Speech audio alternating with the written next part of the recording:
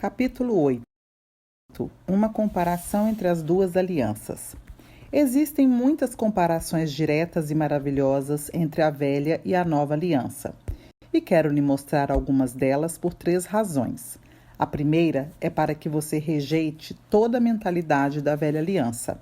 A segunda é para que você aceite completamente cada aspecto da nova aliança.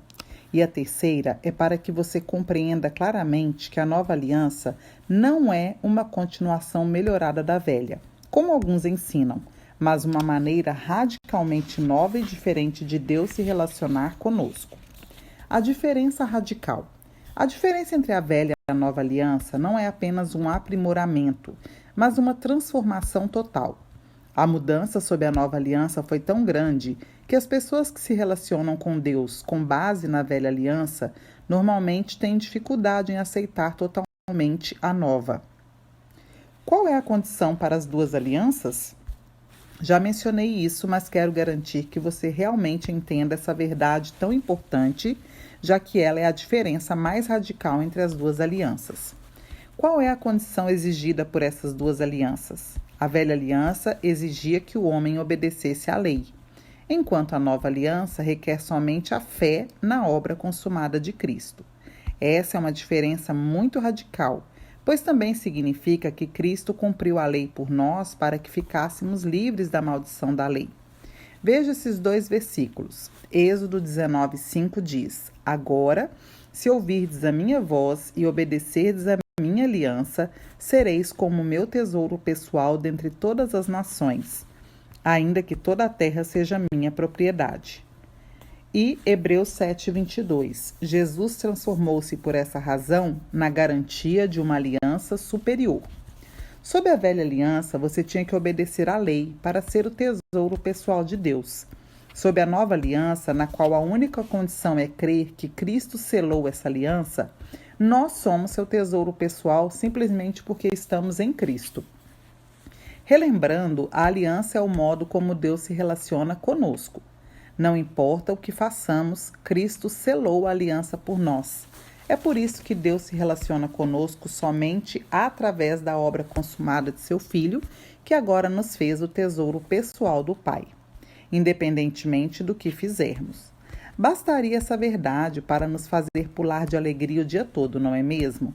O Criador do Universo, que é todo-poderoso e pleno dos 7 maravilhosos atributos que já vimos, decidiu que a partir de agora você e eu somos o tesouro dele, e essa é a única maneira pela qual ele se relacionará conosco para sempre, e jamais espera que nos relacionemos com ele de outra forma. Escreva este capítulo dentro de um avião que partiu de Joanesburgo, África do Sul, a caminho de Lusaka, Zâmbia. Estou muito cansado, pois estou viajando há quase 24 horas, mas passando por 2 experiências maravilhosas. Mal posso conter a alegria que explode em meu coração enquanto escrevo sobre essa verdade incrível da nova aliança. E a outra experiência é em relação a um dos comissários a bordo. Vejo claramente que ele é homossexual e, naturalmente falando, a homossexualidade é algo que me desagrada totalmente. Contudo, enquanto escrevo sobre esse incrível aspecto da nova aliança, meu coração está se enchendo do amor e da compaixão de Deus por esse homem e estou orando para que o maravilhoso amor de Deus o alcance. Quando o coração dele for conquistado por esse amor, ele ficará tão satisfeito que não precisará de nenhum outro amor humano pervertido. Exterior ou interior? A velha aliança focava o exterior, enquanto a nova aliança foca o interior. Na velha aliança, tudo estava relacionado ao comportamento exterior, enquanto na nova aliança, tudo tem a ver com o coração. É interessante que, sob a lei, o foco não está nas intenções e motivações do coração, mas sim no comportamento exterior. Sob a nova aliança, porém, Deus não está exigindo uma mudança de comportamento sem uma mudança de coração, que é obra da sua graça, pois o Espírito de Deus cria um novo coração nos crentes da nova aliança. A palavra traduzida como transformação na nova aliança, veja Romanos 12:2 e 2 Coríntios 3:18, vem da mesma raiz da palavra metamorfose, que não fala de uma modificação qualquer, mas de uma mudança radical e completa. Escravidão e liberdade. Escravidão e liberdade são duas palavras completamente opostas. A velha aliança, é claro, trouxe escravidão, enquanto a nova aliança trouxe liberdade, como podemos ver nos versículos a seguir. Gálatas 5:1 diz: Foi para a liberdade que Cristo nos libertou. Portanto, permanecei firmes e não vos sujeiteis outra vez a um jugo de escravidão. João 8,32 diz: E conhecereis a verdade, e a verdade vos libertará. E João 8,36 diz: Assim sendo, se o Filho vos libertar, sereis verdadeiramente livres. Precisamos entender que não existe liberdade do pecado sob a velha aliança. Só podemos experimentá-la sob a nova aliança. Perfeição e imperfeição. Não importa o quanto nos esforcemos, sob a lei, jamais poderemos nos tornar perfeitos diante de Deus. Muitas pessoas que lutam contra o perfeccionismo não entendem que existe uma liberdade absoluta para elas sob a nova aliança, pois o próprio Cristo se torna a nossa perfeição. Ser aperfeiçoado é fácil. Basta abrir mão do seu perfeccionismo compulsivo e, com uma fé simples, entregá-lo a Deus, crendo e declarando que Deus olha para você e está satisfeito com você porque Ele o vê perfeito em Cristo. Hebreus 7,19 diz: Pois a lei jamais conseguiu aperfeiçoar nada, sendo, portanto, estabelecida uma esperança muito superior por meio da qual temos pleno acesso a Deus. E Gálatas 3,3 diz: Estais tão enlouquecidos assim, a ponto de, tendo começado pelo Espírito de Deus, estar desejando agora vos aperfeiçoar por meio do mero esforço humano? O problema com os Gálatas foi que eles entraram na nova aliança pela fé e depois começaram a misturar elementos da velha aliança na sua vida sob a nova. Paulo disse que era loucura tentar se aperfeiçoar sob a velha aliança. Amo este versículo de Colossenses. Colossenses 1,28 diz: A ele, portanto, proclamamos, aconselhando e ensinando a cada pessoa com toda a sabedoria, para que apresentemos todo o homem perfeito em Cristo. Em 2 Coríntios 3, Paulo nos mostra várias diferenças entre a velha e a nova aliança. Esse capítulo trata especificamente da comparação entre essas duas alianças e, para ter um bom panorama do assunto, eu o aconselho enfaticamente a ler todo ele.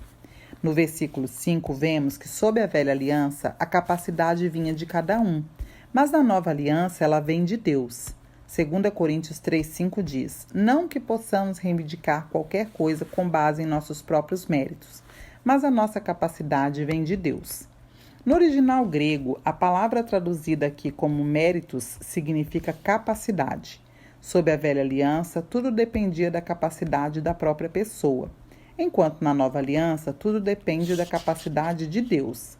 É por isso que somos mais que vencedores. Veja Romanos 8,37. E podemos todas as coisas. Veja Filipenses 4,13, sob a nova aliança.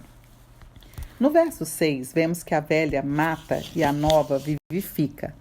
2 Coríntios 3,6 diz: Ele nos capacitou para sermos ministros de uma nova aliança, não da letra, mas do Espírito, porquanto a letra mata, mas o Espírito vivifica. Não há vida sob a velha aliança. As pessoas mais tristes e infelizes que já encontrei em toda a minha vida não eram pessoas que estavam passando por circunstâncias difíceis, mas aquelas que viviam na escravidão da religião e da velha aliança. Elas estão vivas, mas não expressam uma vida abundante. Paulo continua sua comparação no verso 9, dizendo que a velha traz condenação, enquanto a nova traz justificação. 2 Coríntios 3,9 diz: Ora, se o ministério que trouxe a condenação era glorioso, quanto mais ainda será o ministério que produz a justificação. A condenação é terrível. As pessoas que vivem debaixo de condenação sofrem uma dor interior imensa. Os hospitais psiquiátricos estão repletos de gente cheia de culpa, que é uma expressão da condenação. Se você luta contra a culpa, a vergonha, o medo e a condenação, é bem provável que esteja tentando se relacionar com Deus baseado na velha aliança, pois a Bíblia nos diz que sob a nova aliança estamos livres de toda condenação. Veja Romanos 8,1. É somente através da nova aliança que somos libertos dela por meio da justificação de Cristo. mas mais diferenças radicais. Por toda a Bíblia, vemos muitas outras diferenças radicais entre a velha e a nova aliança. Em Hebreus, lemos que a velha não tem poder para salvar, enquanto a nova nos dá a salvação definitiva. É muito triste encontrar cristãos que não têm certeza da própria salvação. Hebreus 10,4 diz: porque é impossível que o sangue de touros e bodes remova pecados. E Hebreus 7,25 diz: concluindo, ele é poderoso para salvar definitivamente aqueles que por intermédio dele achegam-se a Deus, pois vive sempre para interceder por eles. O significado original da palavra traduzida como definitiva é perfeita ou completa. Sob a nova aliança, nossa salvação é absolutamente completa e garantida através de Cristo Jesus. Não havia herança sob a velha aliança, somente recompensa ou punição. Sob a nova aliança, temos a garantia de uma herança eterna, a qual ninguém jamais pode tirar de nós. Romanos 4,13 diz: porquanto não foi pela lei que Abraão ou sua descendência recebeu a promessa de que ele havia de ser o herdeiro do mundo. Ao contrário, foi pela justiça da fé. Exatamente por esse motivo, Cristo é o mediador de uma nova aliança para que todos aqueles que são chamados recebam a promessa da herança eterna, visto que ele morreu como resgate por todas as transgressões cometidas durante o período em que vigorava a primeira aliança. Hebreus 9,15. Muitos cristãos têm medo de serem confrontados por um Deus irado. Essa, obviamente, é uma mentalidade da velha aliança. As pessoas que viviam sob a lei tinham que temer a ira de Deus, enquanto as pessoas sob a nova aliança são salvas da ira de Deus. Veja esses dois belos versículos bíblicos. Romanos 4,15 diz: porque a lei produz a ira, mas onde não há lei também não pode haver transgressão. E Romanos 5,9 diz: agora, como fomos justificados por seu sangue, muito mais ainda, por intermédio dele, seremos salvos da ira de Deus. O povo de Israel vivia constantemente com medo de enfrentar a ira de Deus. Na nova aliança, Cristo experimentou a ira de Deus na cruz, embora nunca tenha pecado. Portanto, jamais precisaremos temer a ira de Deus, porque ela já foi aplacada. Muitos cristãos oram pedindo a misericórdia de Deus em sua vida, mas como mostrarei em outro capítulo, essa é uma oração que não precisamos fazer. Sob a velha aliança não havia misericórdia alguma, mas na nova aliança recebemos misericórdia completa, por isso não precisamos pedir por ela novamente. Essa misericórdia perfeita nos foi demonstrada em Cristo Jesus. Hebreus 10:28 diz: ora, se aqueles que rejeitam a lei de Moisés morrem sem misericórdia, mediante a palavra de acusação de 2 ou 3 testemunhas, e Hebreus 8:12 diz: pois eu lhes perdoarei a malignidade e não me permitirei lembrar mais dos seus pecados. Toda pessoa tem dentro de si uma profunda necessidade de ser justificada. Sempre que somos pegos fazendo algo errado, nossa reação normalmente é justificar nossas ações. Não gostamos de viver com culpas não resolvidas e conflito interior. O apóstolo Paulo, assim como grandes reformadores ao longo da história da Igreja, pagou um alto preço para defender a doutrina da justificação exclusivamente pela fé. Sob a velha aliança não havia justificação alguma, enquanto sob a nova aliança há a justificação perfeita. A justiça perfeita de Cristo foi transmitida a nós e agora temos sua natureza justa, independentemente de nossas próprias obras. Devemos compreender que, se buscarmos a justificação pelas obras e pela velha aliança, no momento em que cometermos o menor dos pecados, também perderemos nossa justificação, porque rejeitamos a justificação exclusivamente pela fé. Os dois versículos a seguir mostram claramente o quanto a velha e a nova aliança são radicalmente diferentes nesse aspecto. Gálatas 2,16 diz: estamos plenamente conscientes, entretanto, que o ser humano não pode ser justificado pela prática da lei, mas somente por meio da fé em Jesus Cristo.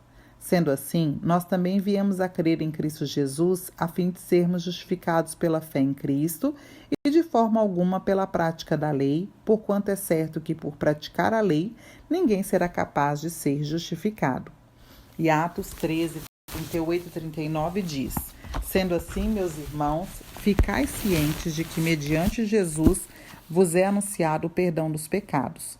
E por intermédio de Jesus, todo aquele que crê é justificado de todas as faltas de que antes não pudeste ser justificados pela lei de Moisés.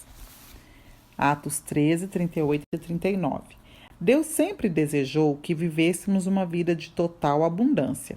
Quando a Bíblia fala de vida cristã sob a nova aliança, ela usa uma palavra grega bem específica, zoe, que significa plenitude absoluta de vida, uma vida ativa, vigorosa e abençoada. Essa é a vida que todo cristão deveria experimentar. Devemos nos lembrar de que só podemos experimentar essa vida se vivermos totalmente sob a nova aliança. Os versículos a seguir nos mostram que não existe vida verdadeira debaixo da lei na velha aliança. Gálatas 3:21 diz: Sendo assim, pode a lei ser contrária às promessas de Deus? De forma alguma, pois se tivesse sido outorgada uma lei que pudesse conceder vida, com toda certeza a justiça resultaria da lei. João 6,63 diz: E é o Espírito quem dá vida, a carne em nada se aproveita. As palavras que eu vos tenho dito são Espírito e são vida. E João 10,10 diz: O ladrão não vem senão para roubar, matar e destruir. Eu vim para que as ovelhas tenham vida e vida em plenitude. Neste capítulo, mostrei várias diferenças radicais entre a velha e a nova aliança. Então, quero resumir todas elas com a seguinte afirmação: em vez de responder, faremos tudo, como o povo fez ao receber a lei debaixo da velha aliança, a nova aliança promete nos aperfeiçoar em toda boa obra. Já não é mais pelo esforço humano, mas já foi realizado pela obra consumada de Cristo. Nós apenas entramos nela exclusivamente pela fé. Não somos nós trabalhando para Ele, mas Ele trabalhando em nós. E só podemos ter essa experiência através do sangue da eterna, que é a nova aliança que Jesus derramou na cruz. Quando comecei a pregar e trabalhar como pastor, no final da minha adolescência, eu era muito estressado, pois sentia a pressão do ministério e as expectativas de Deus e das pessoas. Tinha que pregar muitas vezes por semana e constantemente ficava muito nervoso. Eu sempre orava intensamente e pedia a Deus que me ajudasse, mas certo dia ele me disse que essa não era uma boa oração. Fiquei confuso e quis saber por que não era. Rapidamente Deus me respondeu que com essa mentalidade eu estava fazendo a obra e Ele estava me ajudando. Ele então me ensinou a orar assim: usa-me, Senhor. Logo percebi a diferença. Daquela forma, eu trabalhava com a ajuda dele.